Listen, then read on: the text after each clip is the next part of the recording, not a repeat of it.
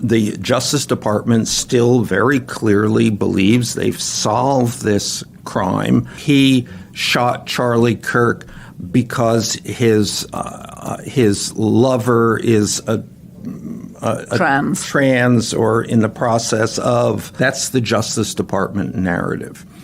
Now, significant MAGA voices are coming forward and saying that's absolutely untrue.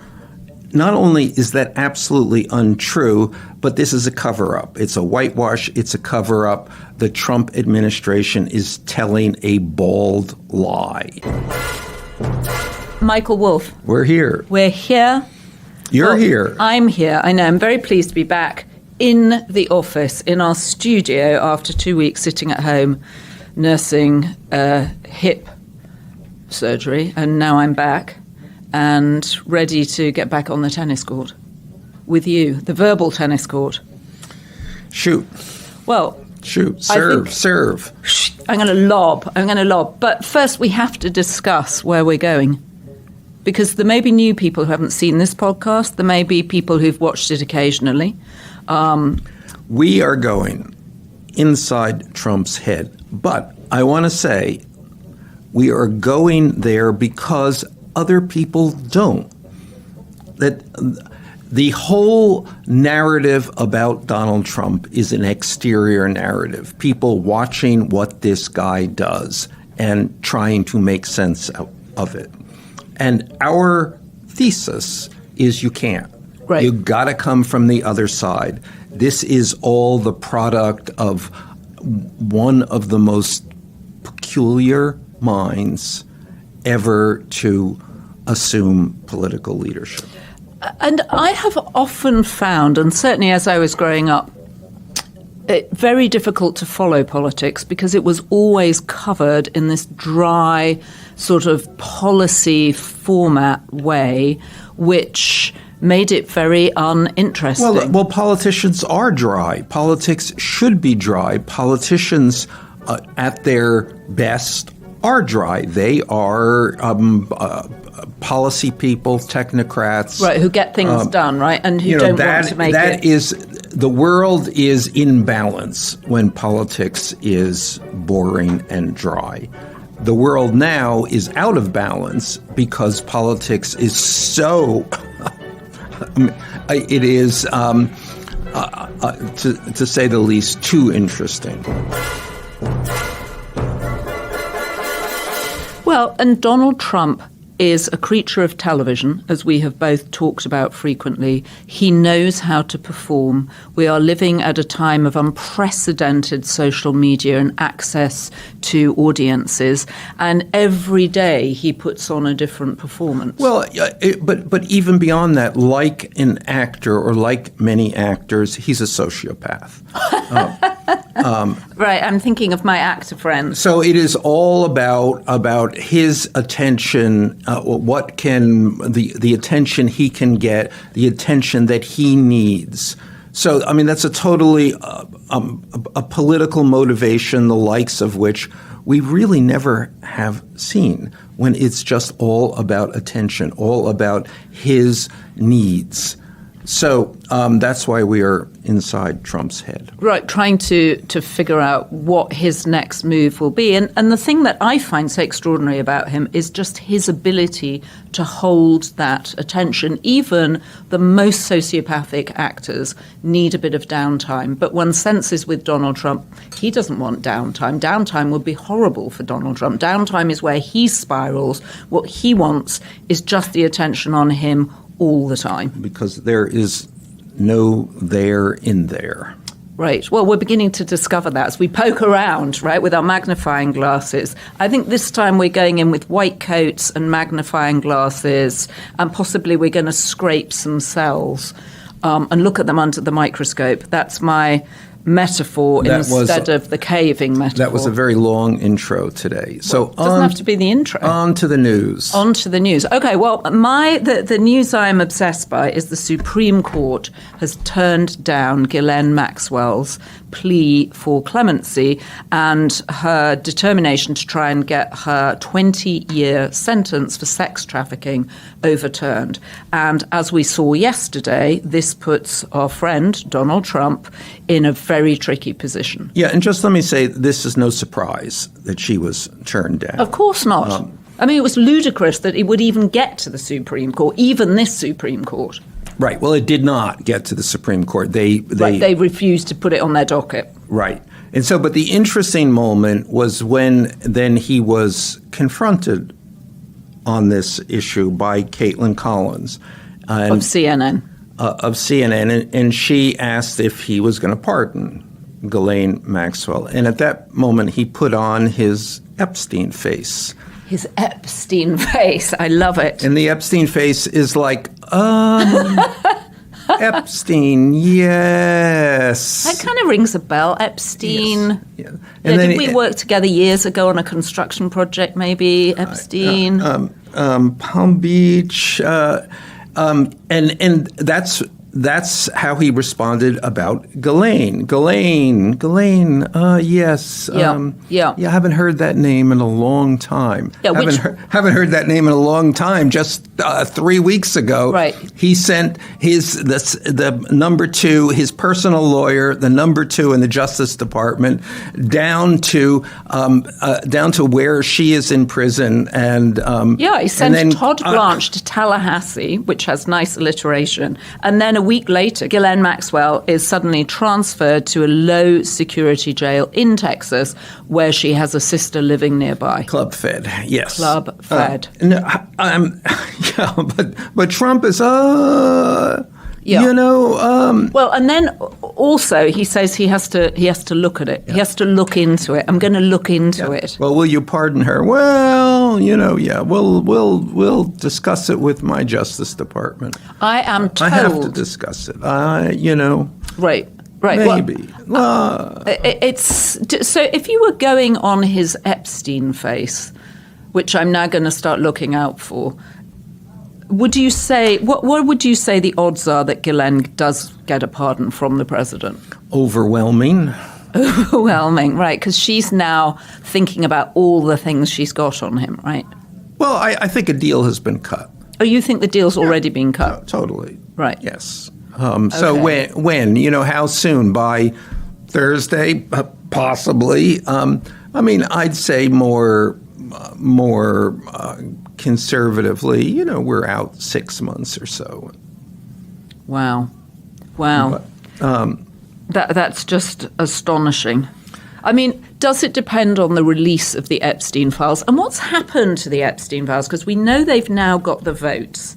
There were the special elections, which were won by Democrats in Arizona, and I can't remember where the other one was. Was it Virginia?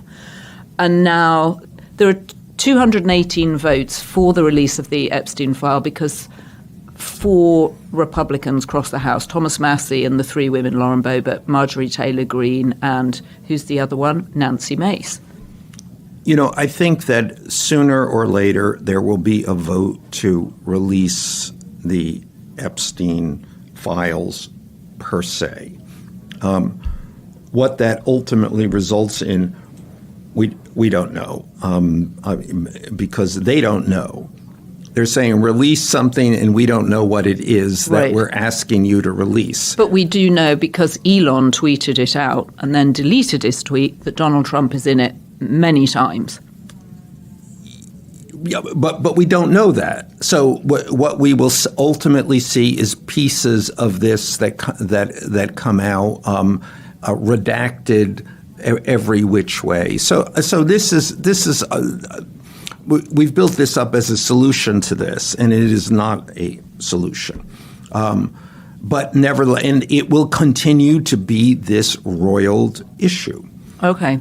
So also part of this roiled issue is the suggestion that Jeffrey Epstein was a Mossad agent.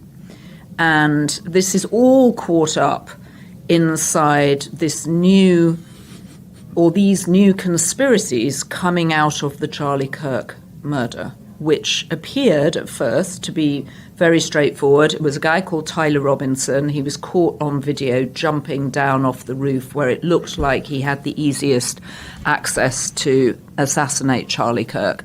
And now it feels like all those things are up for grabs. Well, let's delineate the sides here.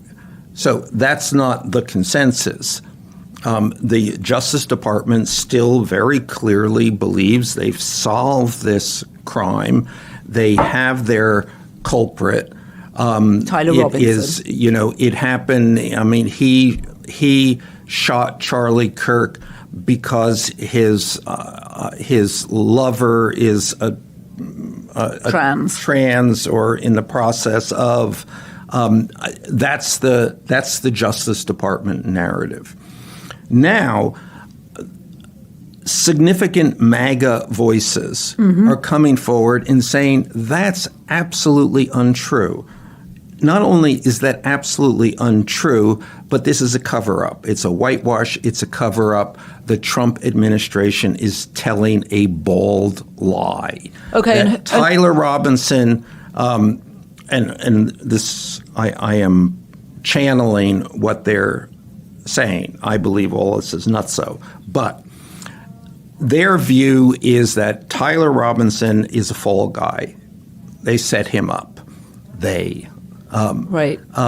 That Erica Kirk, the wife, the widow is, let me see if I can extrapolate this properly, a sleeper agent somehow connected to her participation in a Donald Trump beauty pageant.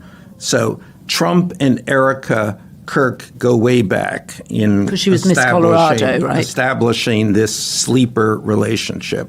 She's activated to monitor Charlie Kirk, and then appears to be complicit in the MAGA view, or the view of some of these MAGA voices, in her husband's murder. But the real culprit in the murder is Israel. And they have murdered Charlie Kirk because he was expressing doubts about Israel's actions in Gaza, and then apparently about to break with Israel and the general Republican Party in a much more dramatic way. So Charlie Kirk was therefore, at that point, taken out. Now, the implications here, I mean, I think the largest this is, again, let me repeat, this is real nutso stuff. But I will say never discount nutso on the right. Well, and also I went down a spiral of this stuff, and there is so much of it out there online. I mean, it's all over the place. No, and it's picked apart. It's real conspiracy stuff. I mean, it's like all of these conspiracy. Nothing is what it should be. Every detail is compromised by another detail.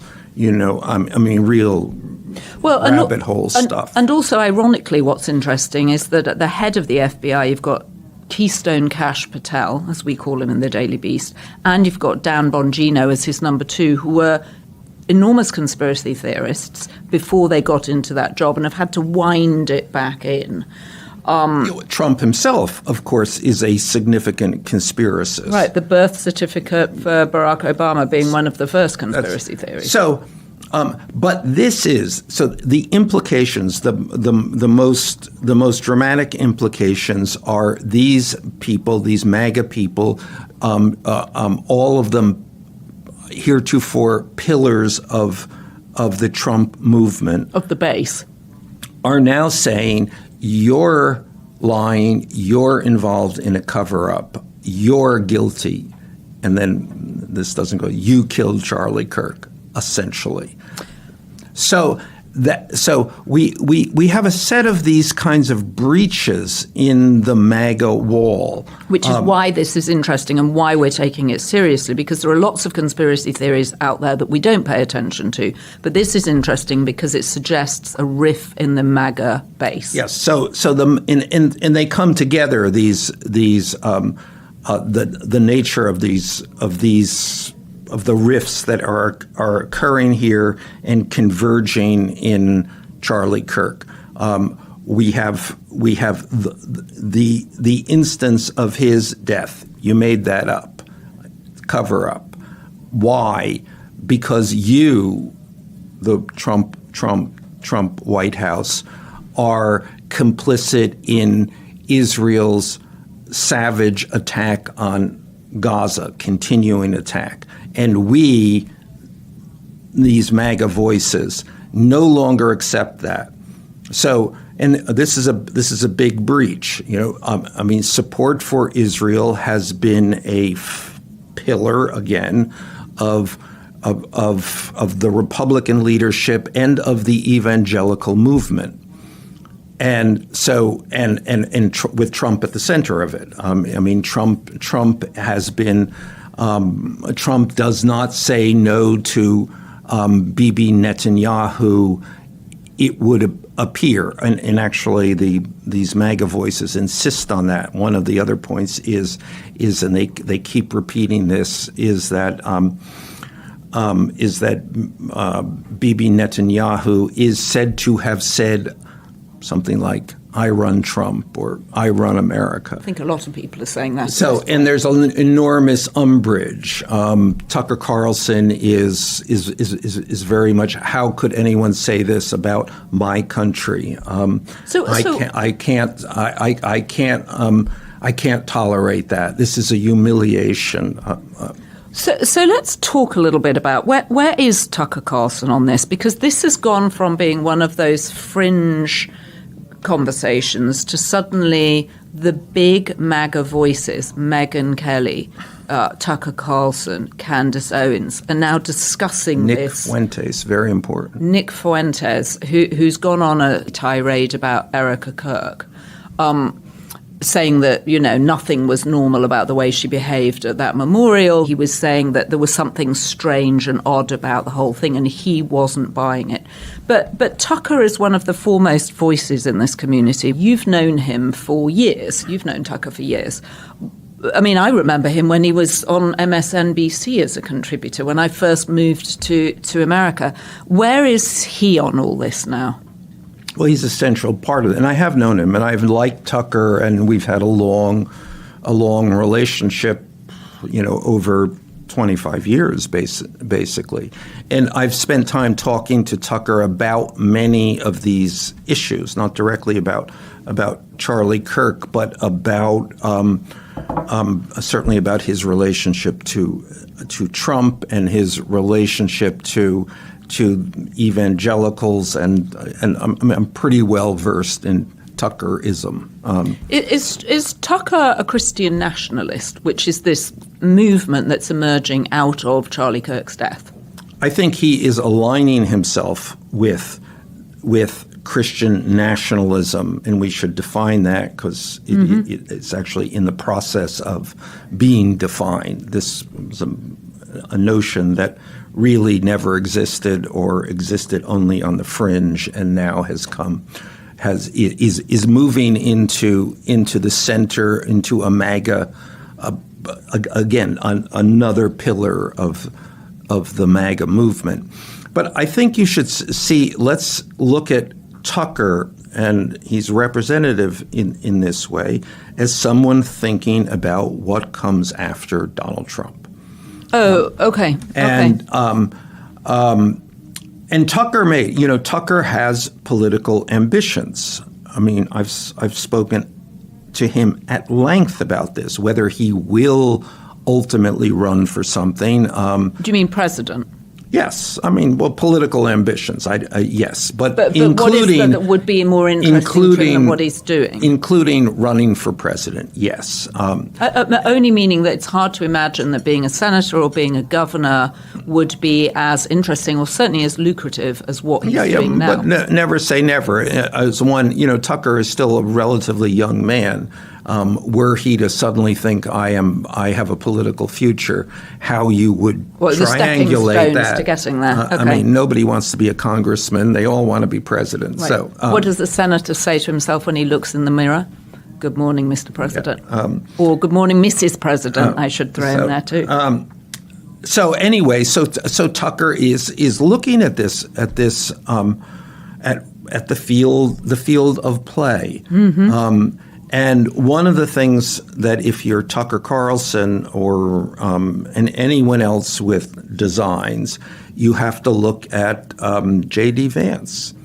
Who has very quickly moved into that space. J.D. Vance is obviously, in terms of the Republican nomination in 2028, the front runner. He has all of the advantages given to a vice president, and perhaps given his youth and his financial backers, perhaps more. So then the question is going to be, how do you, and he also will likely have the support of Donald Trump. Will he, though? Donald Trump is, I was going to say that's a mixed bag. Yes, and Donald Trump is the poison chalice of Donald Trump is, support. as we know, a bitch. So we don't know what he will do. But let's just assume at this point. And I would like to point out that on previous podcasts, you have specifically said the last thing Donald Trump wants is to be followed by a Republican. Yeah, no, he will undermine whoever it is. Exactly. But therefore, if you're looking toward that nomination, you got to say, well, how do we what's the edge on J.D. Vance? And if you triangulate Vance to be on the wrong side of Charlie Kirk, so let's reconfigure this here, that the mantle that you want is not the Donald Trump's mantle, it's Charlie Kirk's mantle. And let us not forget that J.D. Vance flew Charlie Kirk's coffin back from the University of Utah, the hospital in Utah where Charlie was treated, to Arizona where he lived. Usha Vance and emerged. that will shortly, if it has not already, become part of the conspiracy. Yes. There was no coffin. It wasn't true. It wasn't Charlie in there. Exactly. But they had Usha Vance descending the stairs of Air Force 2 with Erica Kirk. They were holding hands. Erica Kirk, I think Usha Vance was the only person that got a shout out, apart from Donald Trump and Charlie, in the 30-minute speech that Erica Kirk gave. Because they are co-conspirators, of course. Of course. So can I raise one thing here which I find interesting about Charlie Kirk is that the way he was referred to at the memorial was almost as if he were an orphan. Where are Charlie Kirk's parents? I mean, who are Charlie Kirk's parents? Now you're part of the conspiracy. I'm a part of the conspiracy, but I'm fascinated that Erica didn't give them a shout-out during her speech, which I thought was impressive. I thought, stand up 11 days after your husband's been murdered, very impressive. Nonetheless, to me, it was very odd that you didn't mention his parents, who have lost a son. You don't mention his sister. Well, she was the sleeper agent put in to separate Charlie Kirk from his parents and from his family. So therefore, obviously, we've disappeared them. I have never read Lord of the Rings, but I feel like all these conspiracy theory people have read Lord of the Rings, and that's the fundamental thing, that it's the sort of fertile territory for these wild conspiracy theories. But look at this again, and I will say, not so, but look at this as on the political playing field. Mm-hmm. And the political playing field is looking for the MAGA movement post-Trump. Right. Someone to lead the MAGA movement who is not J.D. Vance, to separate it from Trump, basically. And so among the things that you have now, you have Epstein. The MAGA people are obviously rabid on the Epstein issue. Now you have the Charlie Kirk issue, the cover-up of St. Charlie's murder. And also you now have, which you have never had before, this breach on Israel.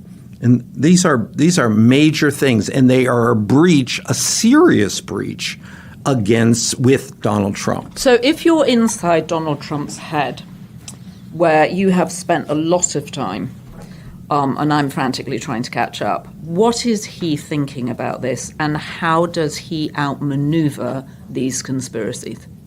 I think that he is.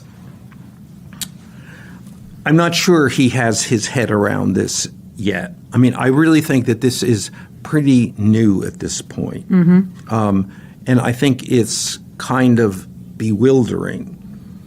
So what happens? I mean, there was recently a call from Tablet magazine. Tablet magazine is a conservative Jewish magazine, very quite right wing, very much on the Trump side, and of course very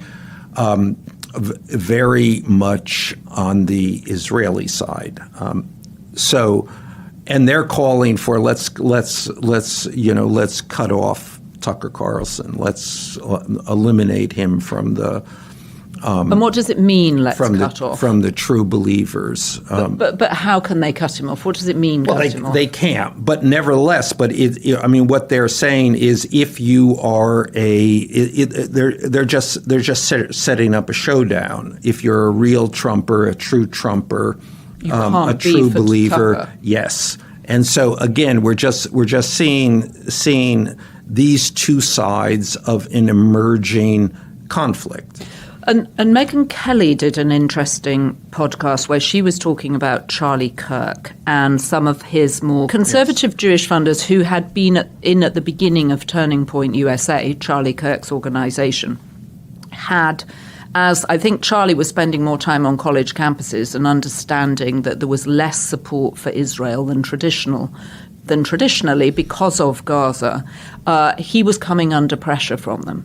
And there was, in fact, a sort of summit at Bill Ackman's home. Come to Jesus. How do we describe his eyebrows? The caterpillar eyebrowed financier who somehow got dragged into all this, where some people who were there said that Charlie Kirk was being intimidated by people to toe the Israel line, and he wanted more freedom.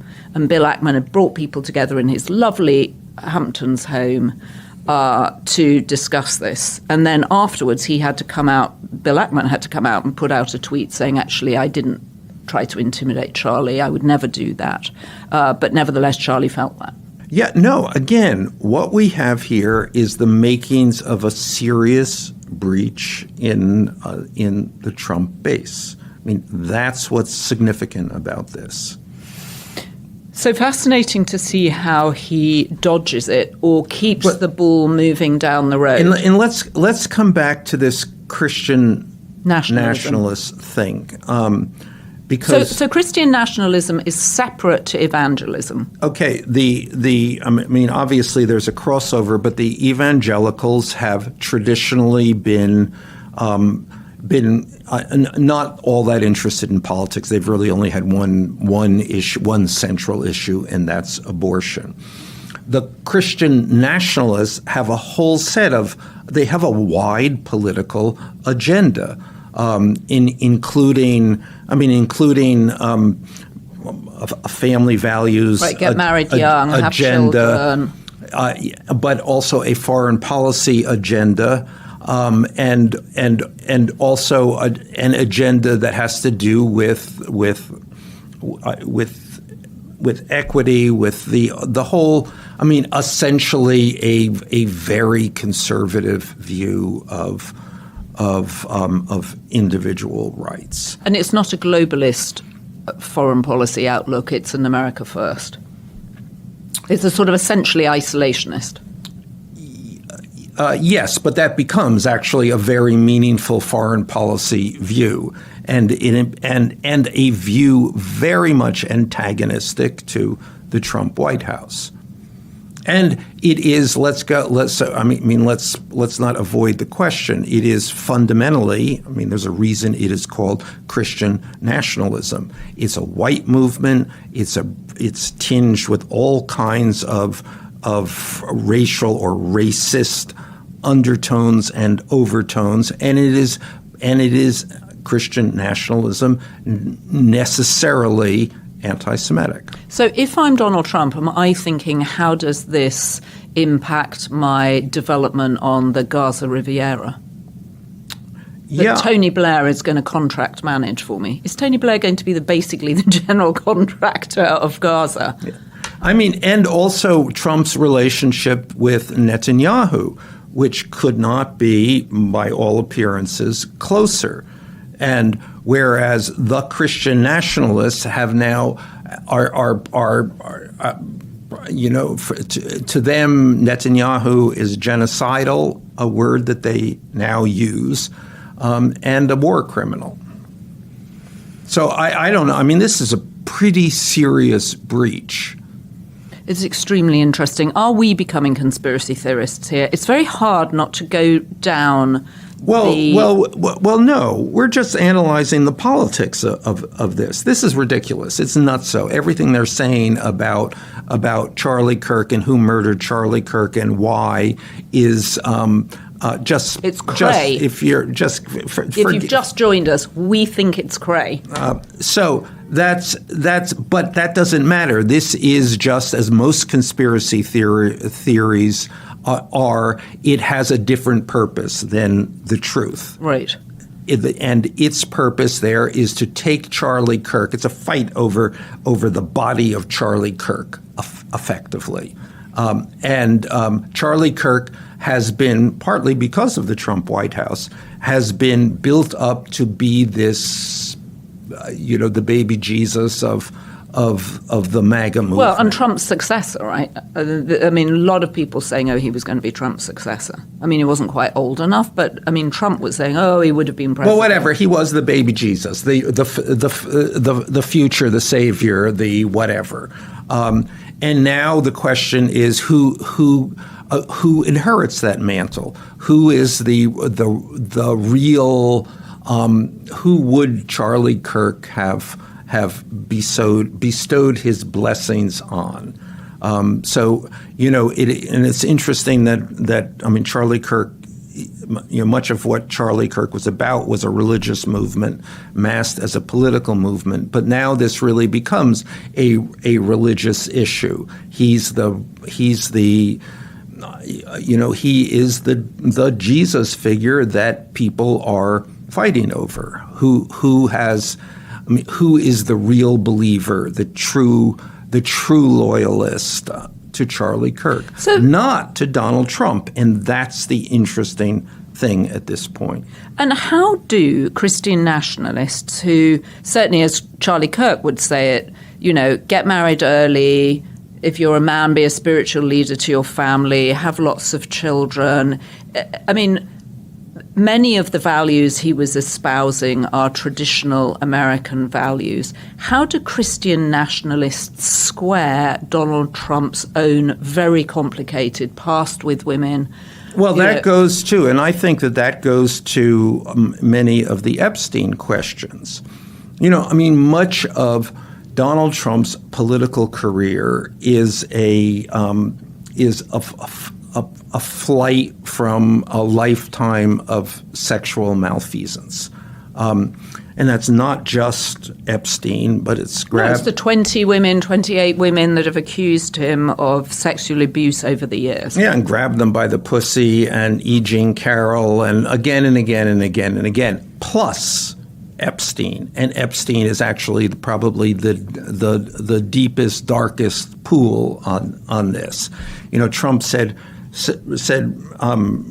recently in frustration about this ongoing Epstein thing, that Palm Beach in the 90s was a different time. Was that where they shared that wonderful secret? I'll say it was a different time. Or as Epstein used to say, Palm Beach in the 90s was crazy. And that's where they had their wonderful secret that Donald Trump wrote in the birthday letter. Of course, he didn't really write it. Someone else. Of all the birthday letters, his was the only hoax birthday letter. So this is, again, all of these issues are now converging in. Let's think of the right word. I was going to say antipathy to Donald Trump on the MAGA side, but I don't think that's it. It is not. It is really just a recognition that the lame duck period has begun, and someone will replace Donald Trump. The MAGA movement will now transition into something else, and everybody is trying to figure out what that is. With Charlie Kirk now a piece of that, a useful piece, another figure from the grave. I mean, Jeffrey Epstein still having an impact from the grave. Charlie Kirk having more of an impact from the grave. Yeah, no, I mean, dead people are very valuable, especially to conspiracies, and also to politics, because they don't talk back. Well, we talk back. Gosh, there's a lot to think of there. But what is fascinating is this idea that a post-Trump future is now underway. Very, very, very much. And the strands of this, I mean, this Christian nationalism is a real interesting and scary development. And the fight over Charlie Kirk is a kind of a really interesting family feud. Well, and completely unexpected too, because of the awful manner of his death, something that one couldn't have predicted, as is so much in Donald Trump's reign. No, and this cleaves so cleanly. This is the Trump administration has offered a very clear, very concise narrative for what happened here. And the other side is now saying completely a lie. All right, Michael, we'll be back on Thursday to discuss more how this story develops. Will Donald Trump have pardoned Ghislaine Maxwell by Thursday? Yes or no? Yes or no, sir? I think it's too soon, isn't it? Too soon. No, it's, yeah. As I said, 6 months. 6 to 9 months, yeah. 6 to 9 months. If you have been, thank you for joining us. Don't forget to go to wherever you get your podcasts and subscribe to The Daily Beast. You can become a member of the Daily Beast community, and we're independent media, so we appreciate your support. And we like the comments, don't we? We study them. We do. We study them. We devour the comments. We share the comments. We disagree with some of the comments. And we've got a few that we're going to address today. Here is a good one from Beth 3471. Assuming Trump does not have a third term, good conversation for us today because we're already talking about a post-Trump future. What does he do next? I can answer that. Go ahead. He returns to Mar-a-Lago, still the king of the Republican Party, and he does exactly what he did the last time he returned to Mar-a-Lago, which, among other things, includes a lot of golf. But the last time he was at Mar-a-Lago, he was also plotting to come back to the White House. Is there a way he could do that? Well, I don't think that really matters. Remember, the thing about Donald Trump is not that he should be the president.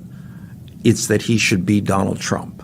So as long as he is in his own mind and in the mind of the base, Donald Trump, he's a happy man. And does that mean, yes, he will conduct himself as the once and future president until he dies? Well, the always president. All right, here's another question from Peter Sell, 1796.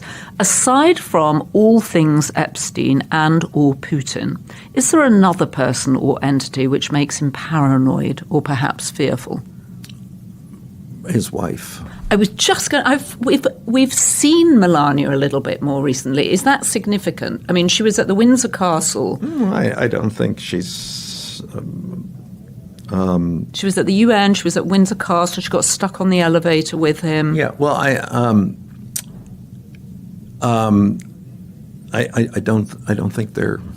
You don't think rekindling? Okay, they're not rekindling. They're not rekindling because we know that Barron has, in theory, gone down to the NYU campus in DC, right?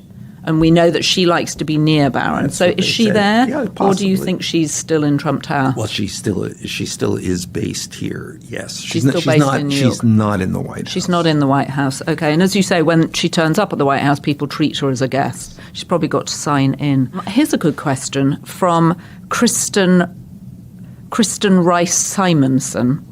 Michael, question. To what extent does Trump's chronic lack of sleep affect his mental capabilities? Are the Adderall rumors from the past true? I had, and I would have to look back on one of my books in which cites a specific drug that he's on, a relatively low dosage upper called diethylene propionate. That is according to Jeffrey Epstein. Interesting. A low dosage upper. Yes. But which I think is a factor. Is the sleep a factor? I don't know. It's all a factor. Old people need less sleep. Do they need less sleep? They do. They do. Do you think he might be milking the health interest to distract from other things? No, I think actually that the interest in his health is annoying to him. I mean, why else would he wear makeup Yes. on his I bruised think hands? it's annoying to him because it could be true, and whatever, it diminishes his authority. Okay, we'll be back with more comments on Thursday, but thank you for sending them in. Don't forget to, and again, join the Daily Beast community where you get all sorts of extras. Extras, yeah. Okay, Michael Wolff, fare thee well. Joanna Coles. Don't forget to be Beast. And a big thank you to our Be Beast level members. Karen White, Heidi Riley, Connie Rutherford, Sharon Shipley, Andrea Hodel, I prefer Hodel, and Free DC. Thank you. And do you want to thank our production team? Devin, Anna, Jesse. Thank you from the bottom of my heart. Excellent.